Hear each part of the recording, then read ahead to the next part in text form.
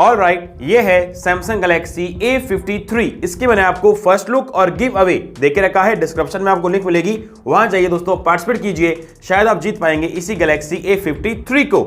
ये स्मार्टफोन लोगों की मैंने ना कमेंट पढ़ी है कि आप इसका एक कंपेयर कीजिए OnePlus Nord 2 के साथ में।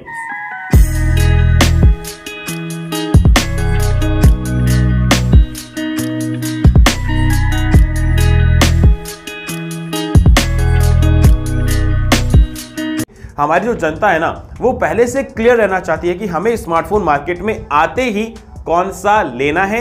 और सैमसंग ने भी यहां पर पर्टिकुलर एक टारगेट किया है, मैं आपके सामने स्क्रीनशॉट शेयर कर रहा हूं। ये अपनी ट्रेनिंग के अंदर भी OnePlus Nord 2 के साथ में अपना कंपटीशन बना के बैठे हैं कि हमें इनसे एक बेहतर काम करना है। आज की वीडियो में मैं आपसे बात करने वाला हूं Samsung Galaxy A53 या फिर OnePlus का Nord 2, इनमें से build quality, display, performance, camera, price segment, हर एक चीज के अंदर कौन सा स्मार्टफोन बेहतर होने वाला है, हमारे लिए best value for money smartphone कौन सा यहां पर हो सकता है। जय हिंद दोस्तों, मेरा नाम है दीपक और आपका स्वागत है एंड्रॉइड गुरुजी में। मैं दोनों स्मार्टफोन का कंपैरिजन करता हूं। आप चैनल को सब्सक्राइब कीजिए, बेल आइकन को ऑल पर सेट कीजिए ताकि आने वाली वीडियो आप तक सबसे पहले पहुंच जाए। दोनों स्मार्टफोन की फिजिकल ओवरव्यू मैं आपके सामने दोस्तों डिस्प्ले पे शो कर रहा हूं, आप जाके देख सकते हैं। प्लास्टिक मिलता है, ग्लास मिलता है, आईपी रेटिंग मिलती है, स्टीरियो स्पीकर्स मिलते हैं। दोनों के अंदर जो फर्क है वो मैंने आपको डिस्प्ले पे दिखाए हैं। रियल लाइफ के अंदर यहां पे क्या फर्क पड़ेगा कि OnePlus आपको यहां पर ग्लास देता है, पीछे आपको ग्लास मिलता है, लेकिन A53 ये आपको प्लास्टिक देता है। लेकिन ट्रस्ट मी, ये आपको प्लास्टिक जैसा फील नहीं होता है। अगर आप इसे कंसीडर करते हैं तो डेफिनेटली दोस्तों ये एक प्रीमियम क्वालिटी का प्लास्टिक है। उसी के साथ में यहां पर कोई आईपी रेटिंग नहीं है, लेकिन यहां पर आपको IP67 की रेटिंग मिलती है। तो ये कुछ माइनर फर्क है दोनों की बिल्ड क्वालिटी के अंदर।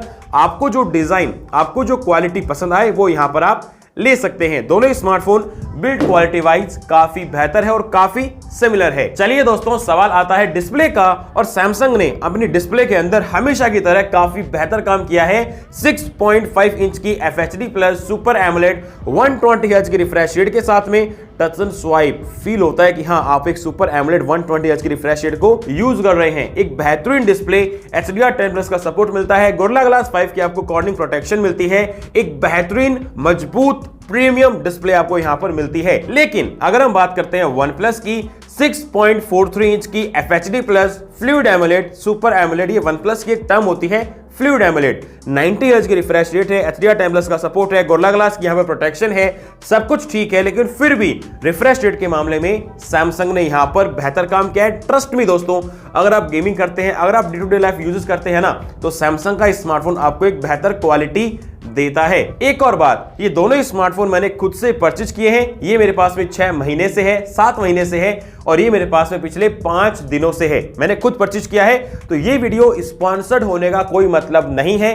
मुझे जैसा फील होता है रियल लाइफ यूज करने में, वो मेरी सारी जानकारी आपके सामने शेयर कर रहा हूं। ब्राइटनेस की बात करता हूं तो दोनों स्मार्टफोन इंडोर के अंदर आपको एग्जैक्ट सेम क्वालिटी देते हैं, कोई तरह का यहां पर मुझे ब्राइटनेस इशू नहीं लगता है।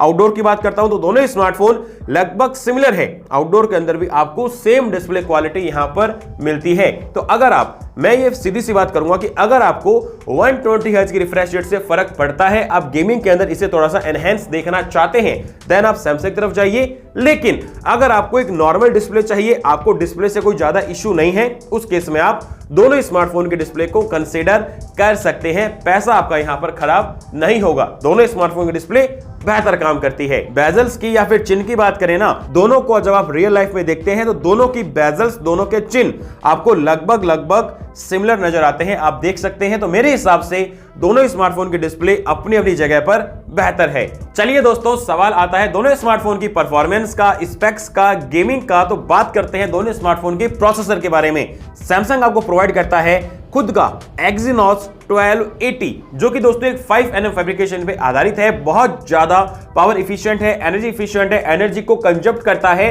हीटिंग इश्यू को काफी हद तक कंट्रोल करता है। यहां पर आपको 2 वेरिएंट्स मिलते हैं, 6128, 8128 के LPDDR4X रैम, UFS 3.1 के साथ में रीड एंड राइट स्पीड आपको यहां पर काफी बेहतर मिलने वाली है। ये कुछ खास बातें हैं जो कि सैमसंग ने इस बार अपने Exynos 1280 के साथ में Samsung Galaxy A53 के अंदर आपको दी है। गेमिंग क्वालिटी क्वालिटी की बात करते हैं, हायर सेटिंग पर आप यहां पर BGMI COD वगैरह खेल पाते हैं दोस्तों। कोई तरह का फ्रेम ड्रॉप, लैग, जिटर ऐसा यहां पर नजर नहीं आता है। एक कंप्लीट पैकेज जो यहां पर Samsung Galaxy A53। लेकिन यकीन मानिए दोस्तों, यहां पर रियल लाइफ के अंदर फर्क बताना बहुत मुश्किल है Note 2 के साथ में, क्योंकि काफी सिमिलर है। MediaTek Dimensity 1200 ये 6nm फैब्रिकेशन पे आधारित है और ये है 5nm पे, तो एक पॉइंट इसको पहले से ही ज्यादा मिल गया। ये भी पावर एफिशिएंट है, एनर्जी एफिशिएंट है। रियल लाइफ के अंदर दोनों में कोई भी हीटिंग इशू यहां पे नजर नहीं आता है। यहां पर आपको 3 वेरिएंट्स मिलते हैं जो कि नाम मात्र है।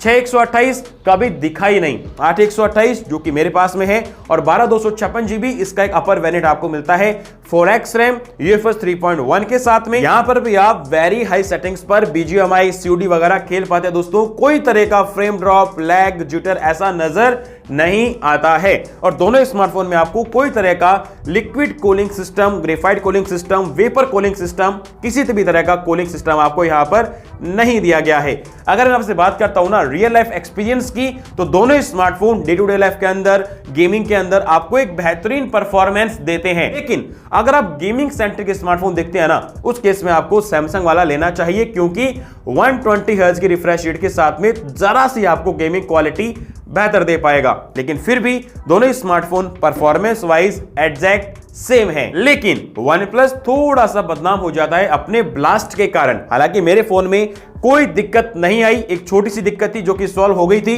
लेकिन ब्लास्ट जैसी दिक्कत फिलहाल मुझे नहीं लगती है। फोन गर्म मेरा बिल्कुल नहीं होता है। बाकी हां, अपने अपने मन के डर की बात है। आप चाहें तो कंसीडर कर सकते हैं, चाहें तो मत कीजिए, वो आपके ऊपर है। अगर मैं आपसे बात करता हूं कैमरा क्वालिटी की, तो सैमसंग आपको एक फ्लैगशिप कैमरा सेंसर देता है 64 मेगापिक्सल्स का primary sensor with OIS optical image stabilisation. और ये देखिए दोस्तों, आवाज आ रही है ना, ये होता है OIS, क्योंकि फिजिकल कैमरा यहां पर मूव करता है। 12 का अल्ट्रा वाइड, 5 का मैक्रो, 5 का डेप्थ और 32 मेगापिक्सल्स का सेल्फी कैमरा। कैमरा मैं यहां पे शो कर रहा हूं, आप जाके देख सकते हैं। यहां पर आप 4K 30 फ्रेम पर सेकंड रियर के अंदर और 4K 30 फ्रेम पर सेकंड फ्रंट कैमरे के अंदर आप रिकॉर्डिंग कर सकते हैं। कैमरा के जो शॉट्स है आपको मैं डिस्प्ले पे दिखा रहा हूं दोस्तों, आप जाके देखिए, काफी बेहतर है। जो शॉट्स है ना वो मैं आपको दोनों के एक साथ दिखाऊंगा, है ना। अब मैं आपसे बात करता हूं Nord 2 की, ये भी काफी बेहतर है। यहां पर आपको एक फ्लैगशिप कैमरा सेंसर मिलता है सोनी का 766, 50 मेगापिक्सल्स का सोनी IMX 766। ये भी दोस्तों OIS को लेके आता है। 8 का अल्ट्रा वाइड, 2 का मोनो सेंसर, 32 का सेल्फी कैमरा। लेकिन यहां पर दोस्तों रियर के अंदर आपको 4K 30 फ्रेम पर सेकंड मिलता है, लेकिन फ्रंट के अंदर आपको 4K का सपोर्ट नहीं मिलता है।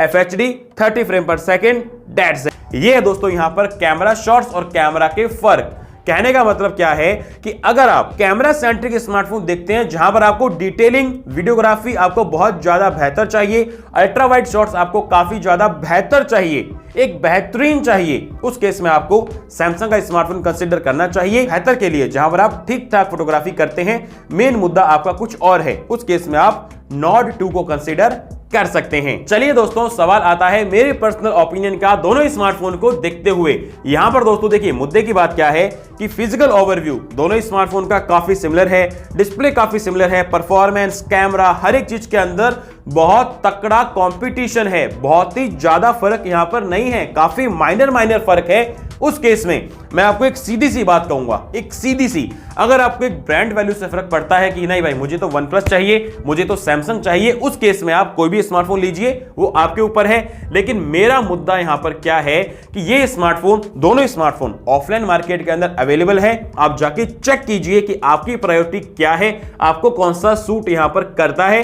पहली बात। इसके अलावा जो स्मार्टफोन आपको सस्ता मिल जाए, 1-2 हजार की बात नहीं कर रहा मैं, 3-4 हजार रुपए अगर आपको सस्ता मिलता है ऑफर्स वगैरह लगा के, बैंक ऑफर लगा के, ऑफलाइन का डिस्काउंट देख के, तो सस्ता वाला स्मार्टफोन आप यहां पे उठा सकते हैं डेफिनेटली। लेकिन अगर आपको बजट से फर्क नहीं पड़ता है तो फिर मैं कहूंगा सैमसंग A53 यहां पर आपको एक बेहतर क्वालिटी दे पाएगा। लेकिन Nord 2 ये भी किसी से कम नहीं है। एक टफ कंपटीशन, दोनों में से किसी एक को बेहतर बताना यहां पर काफी मुश्किल है। तो अगर आप ऑफलाइन मार्केट में जाके इसे टेस्ट कीजिए, आपकी प्रायोरिटी क्या है, selfie camera, rear camera, design, gaming quality, इन सब को देखते हुए आप यहां पर चूज कर सकते हैं।